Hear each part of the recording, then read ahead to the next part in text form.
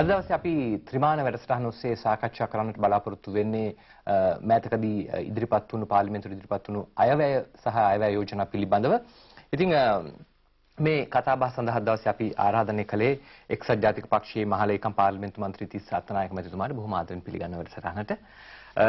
අපි මේ වැඩසටහන ඔයගලන්ට ටෙලිවිෂන් එකට අමතරව අන්තර්ජාලය ඔස්සේ නරඹන්නටත් හැකියාව තියෙනවා www.3d.youngasia.tv කියන වෙබ් අඩවියට ගිහිල්ලා මේ වැඩසටහන ඔබට නරඹන්නට පුළුවන්. මෙම වැඩසටහන ඔස්සේ මේ වැඩසටහනට ඔබට ප්‍රතිචාර දක්වන්නට අවශ්‍ය නම් www.3d@youngasia.tv ඊමේල් ඇඩ්‍රස් එක හරහා ප්‍රතිචාර දක්වන්න පුළුවන්. 5419 දුරකථන අංකය ඔස්සේ ප්‍රතිචාර දක්වන්නට පුළුවන් සතියේ දින 5 උදේ 9 ඉඳන් හවස 5 දක්වා. හොඳයි අපි මම මේ විදිහට පටන් ගන්නවා. ඔබ කරපු ප්‍රකාශයක් ජනාධිපතිගේ හා අගමැතිගේ නඩත්තු වියදම් හැර රාජපක්ෂ ආණ්ඩුවේ 91ක් වන ලෝකෙන් ලොකුම ඇමති මණ්ඩලය නඩත්තු කරන්නට රුපියල් ලක්ෂ 26400ක මුදලක් වර්ෂයකට වැය කරන බව එක්සත් ජාතික පක්ෂයේ මහලේකම් තිස්ස අත්තනායක මහතා අනාවරණය කරයි. ජනාධිපතිතුමාගේ අයවැය නවකතාවක් වගේ ඔබතුමා කියලා තියෙනවා. මේ වගේ ඔබතුමාලා මේ අයවැය සම්බන්ධ දැඩි විවේචන එල්ල කරලා තිබෙනවා. ඉතින් රජ අයවැය යෝජනා ඉදිරිපත් කරලා තිබෙනවා. මේ අයවැය යෝජනා තුලින් රටේ හෙට දවස කොයි විදිහටද ඔබතුමා දකින්නේ පක්ෂය දකින්නේ? නාර්ද මේ අයවැය ලේඛනය ගැන මහජනයා ලොකු බලාපොරොත්තුවක් තිබුණා. ඒ බලාපොරොත්තුව තමයි දැන් යුද්ධයේ කාල සීමාවේ හැම වෙලාවකම ආණ්ඩුව කිව්වේ යුද්ධය නිසා ලොකු වියදමක් ආණ්ඩුවට යනවා. ඒ නිසා මහජනයාට සහාය දෙන්න අමාරුයි, බදු අඩු කරන්න අමාරුයි, අලුත් රැකියා අවස්ථා දෙන්න අමාරුයි. ඒක නිසා ටිකක් අපි යුද්ධය ඉවර වෙනකන් ඉවසලා වැඩ කරමු කියලා. ඒ වගේම යුද්ධය අවසන් වුණාට පස්සේ ආණ්ඩුව කිව්වා ඊළඟ අයවැයේ ඉඳලා ජනතාවට සහන දෙනවායි කියලා. මොකද මේ ජනතාවට සහන කියලා කියන එකෙන් අදහස් කරන්නේ? එකක් තමයි ජනතාවගේ මේ වැඩි වෙන ජීවන බර සැහැල්ලු කරන්න ආණ්ඩුව පියවර ගන්නවා කියන එක.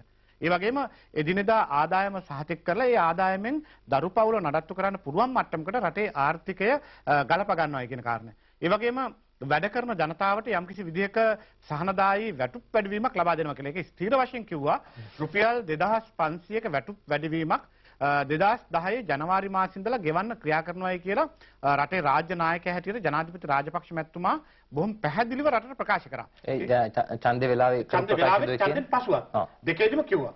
එතකොට දැන් මේ වගේ රටේ ආර්ථිකය ඉස්සරහට ගන්න කැපවීමක් කරපු ජනතාව වෙනුවෙන් ඒ වගේම යුද්ධය අවසන් කරන්න කැපවීමක් කරපු ජනතාව වෙනුවෙන් බොහෝ දේවල් ඉටු කරයි කියලා ලොකු බලාපොරොත්තුවක් මේ අයවැය ලේඛන ඉදිරිපත් කරපු අවස්ථාවේ තිබුණා. නමුත් අවාසනාවට වගේ අයවැය ලේඛන ඉදිරිපත් කරනකොට මෙයා මුකුත් නැහැ.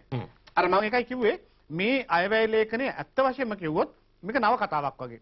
මොකද ලස්සනට වචන යොදලා දේශ ප්‍රේමීත්වය, ඒ දේශානුරාගය මේ වගේ ලස්සන වචන මානුෂිකත්වය, මාතෘ ප්‍රේමය ඔය වචන ඇතුළත් කරලා තියෙනවා. හැබැයි මේකේ ඒ කිසිවෙකුටත් ලැබෙන සහනයක් නැහැ. මම උදාහරණයක් ඇටියට තමයි කිව්වේ.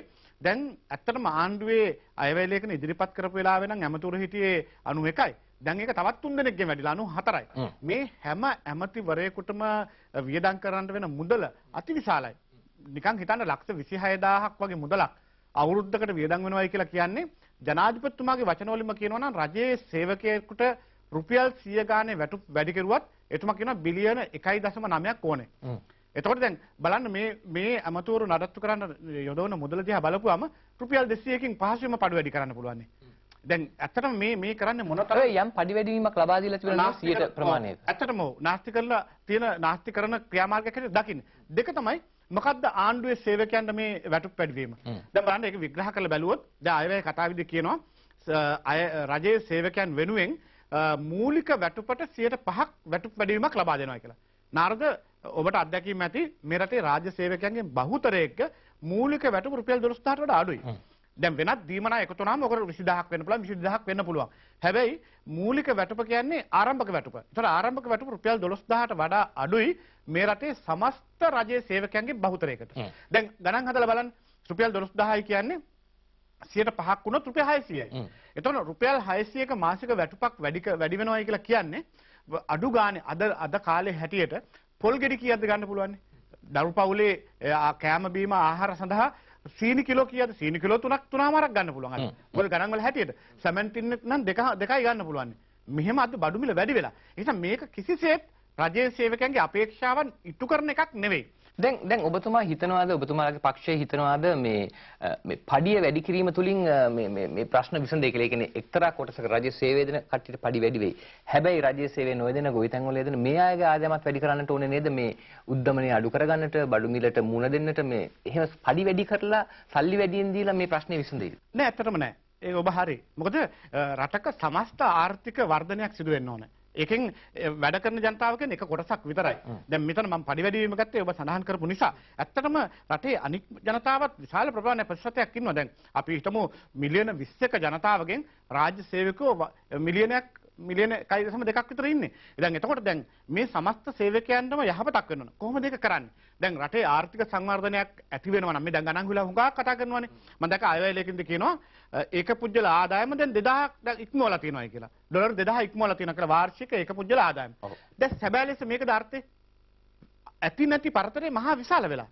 ඒතකොට දැන් ආර්ථික සංවර්ධනයක මූලික ලක්ෂණය තමයි රටේ මහ ජනතාව යම්කිසි විදියක ආර්ථික සමාජ මට්ටමකින් තෘප්තිමත් භාවයකට පත් වීම. ඉතින් එහෙම නැහැ. ඒක මේ වැඩේ බලන්න දැන් ඊයේ වෙනකොට මම දැක්කා සංඛ්‍යාලේඛන දෙපාර්තමේන්තුව නිකුත් කරපු සංඛ්‍යාලේඛනයක තොරතුරු වාර්තාවක තියෙනවා ජීවන වියදම පහුගිය මාස කිහිපේ ඉතාමත් වේගෙන් ඉහළ ගිහිලා කියලා. හැබැයි ආණ්ඩුවේ මැති ඇමතුරු මොකද්ද කියන්නේ? නෑ එහෙම වෙලා නැහැ කියනවා. ජනතාවගේ ආදායම ඩොලර් වලින් වැඩි වෙලාලු. ඇත්තම කිව්වොත් මේ රටේ සමස්තයක් මහ ජනතාවගේ මාසික ආදායම රුපියල් 1000යි 2000යි. ඒ අසරණ තත්ත්වයකට පත් වෙලා. අද ඇත්තටම කිව්වොත් සමෘද්ධිය ලබන පිරිස කොයිතරම් ලොකු ප්‍රතිශතයක් ඉන්නවද?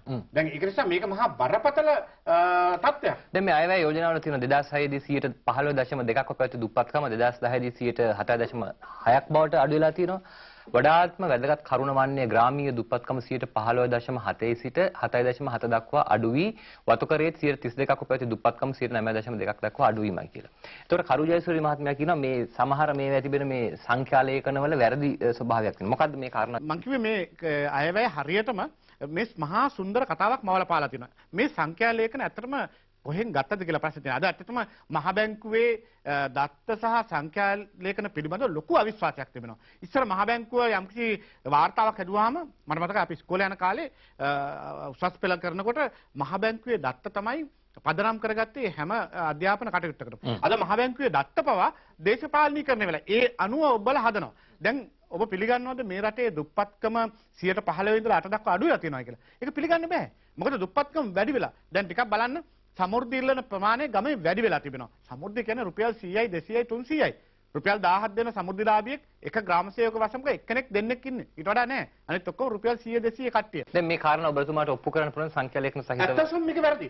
අද මේ සංඛ්‍යාලේඛන දෙපාර්තමේන්තුව මගින් සහතික කරපු සංඛ්‍යාලේඛන නෙවෙයිනේ. ඇත්තටම ආණ්ඩුව ඒකයි මර ඒක පුජ්‍යල ආදායම පෙන්නනවා. ඩොලර් වලින් මෙච්චරයි කියලා. ඒක බෙදන්නේ රටේ සමස්ත ආදායම ජනගහනයෙන් බෙදලා පෙන්නනවා. හැබැයි ඇති නැති පරතරේ වැඩි. ලොකුම මිනිසුන්ට තියෙන්න පුළුවන්. දැන් පවුල් කීපයක් ලොකු ධනවත් වෙන්න පුළුවන්. හැබැයි මහා අන්තයට වැටිච්ච දුගී දුප්පත්කම මේ රටේ තවත් පැතිරලා තිබෙන්නේ මේ රටේ පුරාම. ඒක පරතරේ වැඩි. ඒත් එක්කම මේ බදු සම්බන්ධවත් ප්‍රකාශ කරලා තිනවා මේ බදු අලුතෙන් නැවත වතාවක් ඒ පිළිබඳව සලකා බලනවායි කියලා. මේ පිළිබඳව මොකද හිතන්නේ? ගරු කතානායකතුමනි මේ සමාජ දර්ශනීය යථාර්ථයක් කරගැනීමට හිතන පරිදි පවතින බදු කරන ක්‍රියාවලිය පූර්ණ සංශෝධනයේ ලක් කිරීමකට අදහස් කරනවා කියලා තියෙනවා. සමහර බදු අඩු කරලා තිබෙනවා. සමහර දේවල් වල අලුතෙන් බදු එකතු කරලා තියෙනවා. දැන් මේ කාරණා බදු කරන එක ගැන මොකද? අත් වශයෙන්ම ආණ්ඩුව ආදායම එකතු කරගන්න අනුගමනය කරන ජනප්‍රියම උපක්‍රමය තමයි බදු. මේ බදු වලත් විශේෂයක් තියෙනවා නාත. මේ බදු වල ආණ්ඩුව වැඩිපුරම බදු අය කරන්නේ පාරිභෝගික ද්‍රව්‍ය වල. ඒ කියන්නේ කන බොන ආහාර ද්‍රව්‍ය. මොකද ඒවා නිරන්තරයෙන් මහජනයා පාවිච්චි කරනවා. මහජනයාම දන්නේ නැහැ බදු ගෙවනවායි කියලා. නිරන්තරයෙන් කඩේට ගිහලා බදු ගන්නකොට ඒවට බදු ඇත්තට කීප වටකින් යනවා. දැන් බලන්න මේ බදු ක්‍රමය හරිම සංකීර්ණයි. මේ බදු වලට පිරිවැටුම් බදු ආය කරනකොට, වැට් බදු ආය කරනකොට, වරාය රේගු බදු ආය කරනකොට, ජාතිය ගොඩනැගීමේ බදු ආය කරනකොට මේ බදු පිට බදු එකිනෙකට ඇවිල්ලා අන්තිමට බද්ද 133ක් 34ක් වගේ වෙලා රුපියල් 100කට. ඉතින් මේක මහා සංකීර්ණයි. ඇත්තටම බදු ක්‍රමයේ සංශෝධනයක් වෙන්න ඕනේ. හැබැයි ආණ්ඩුව මේ බදු සහන දීලා තින්නේ කාටද? ඒකයි ප්‍රශ්නේ තිබෙන්නේ. මහා පරිමාණ කාර් ගෙනන මිනිසුන්ට මේ සහනේ දුන්නයි කියලා දුප්පත් මිනිසුන්ට ලැබෙන සහනයක් නැහැනේ. මම කියන්නේ මේ අයවැය ලේඛනයෙන් කරන්න තිබුණ එකම එක කාරණයක්. ඒක තමයි ආණ්ඩුව අවුරුදු ගණනාවක් මේ රටේ දුක් විඳ මහජනයා වෙනුවෙන් හිතලා පාරිභෝගික ද්‍රව්‍ය වලට යම්කිසි සහනයක් දෙන්න තිබුණා. දැන් ආණ්ඩුව මේ වෙනුවට මොකද්ද යෝජනා කරන්නේ? දැන් මම දැක්කා අයවැය කතාවේදී ජනාධිපති රාජපක්ෂ මහත්මයා පාර්ලිමේන්තුවට ඇවිල්ලා කියනවා ආහාර සලාකයක් දුප්පත් අයට දෙන්න කටයුතු කරනවලු. දැන් ඒ කියන්නේ අත්‍යවශ්‍ය ආහාර ලබා ගැනීම සඳහා කූපන් පතක්. මේ කියන්නේ ආපවරම් හාල් පොත වගේ ඒ වගේ ආහාර මුද්දරයක් දෙනවා ස්වල්ප දෙනෙකුට මේ පරිප්පු ටික ගන්න, සීනි ටික ගන්න, කඩේට ගිහලා හාල් ටික ගන්න කූපන් එකක්. හැබැයි මේක ප්‍රායෝගික යෝජනාවක් නෙවෙයි. මම කියන්නේ කොහොමද මේ අය තෝරගන්නේ?